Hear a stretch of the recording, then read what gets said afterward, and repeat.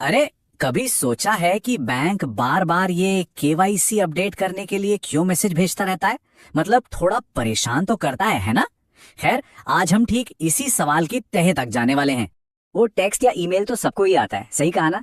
लिखा होता है अपना केवाईसी अपडेट करें, और मन में आता है यार ये तो अभी करवाया था। अगर ऐसा लगता है तो आप अकेले नहीं हैं। पर असल में हो क्या रहा है? सच तो यह है कि इन सारे रिक्वेस्ट के पीछे ना एक छिपा हुआ एक ऑटोमेटिक सिस्टम काम कर रहा है।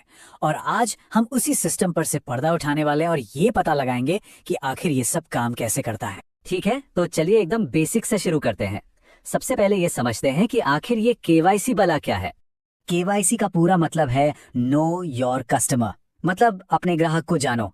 और ये कोई मामूली फॉर्म नहीं है, ये एक पक्का नियम है जो बैंकों को ये वेरीफाई करने में मदद करता है कि अकाउंट इस्तेमाल करने वाला इंसान सही है, कोई और तो नहीं।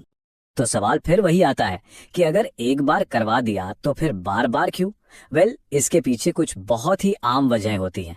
देखिए, कुछ कॉमन वजहें तो ये हो सकती हैं, जैसे शायद कोई आईडी एक्सपायर हो गई हो, या हाल फिलहाल में बहुत सारे ट्रांजैक्शंस हुए हों। कभी कभी तो ये बस एक रूटीन रेगुलेटरी चेक होता है।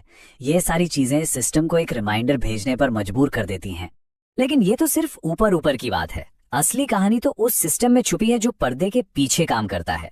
हर बैंक ना एक रिस्क स्कोर का इस्तेमाल करता है। इसे ऐसे समझिए जैसे हर अकाउंट को एक ऑटोमेटिक रेटिंग मिली हुई है जो उसकी हर एक्टिविटी पे नजर रखती है। और जैसे ही कुछ भी अजीब या अनयूजुअल होता है ना, सिस्टम उसे फौरन पकड़ लेता है। चलिए एक सिचुएशन सोचते हैं। मान लीजिए एक अकाउंट महीनों से बिल्कुल शांत पड़ा है, और फिर अचानक से उसमें बड़े बड़े अमाउंट्स में पैसा आने जाने लगता है। बस सिस्टम के लिए ये एक रेड फ्लैग है। वो तुरंत इस एक्टिविटी को एक खतरे की तरह मार्क कर देता है, और अंदर ही अंदर एक अलर्ट चला जाता है, इस कस्टमर को फिर से वेरीफाई करो। और फिर बूम, आपके फोन पर मैसेज आ जाता है। तो मतलब कोई इंसान बैठकर तंग नहीं कर रहा है, ये तो एक स्मार्ट सिस्टम है जो पैसे को सेफ रखने की कोशिश कर रहा है। तो अब ये तो समझ आ गया कि ये सब होता क्यों है। अब सवाल ये है कि इसका करना क्या है। देखिए, अगर इसे इग्नोर किया तो अकाउंट फ्रीज भी हो सकता है, और अगर सही तरीके से हैंडल किया तो ये काम बहुत आसान है। बस कुछ बातों का ध्यान रखना है।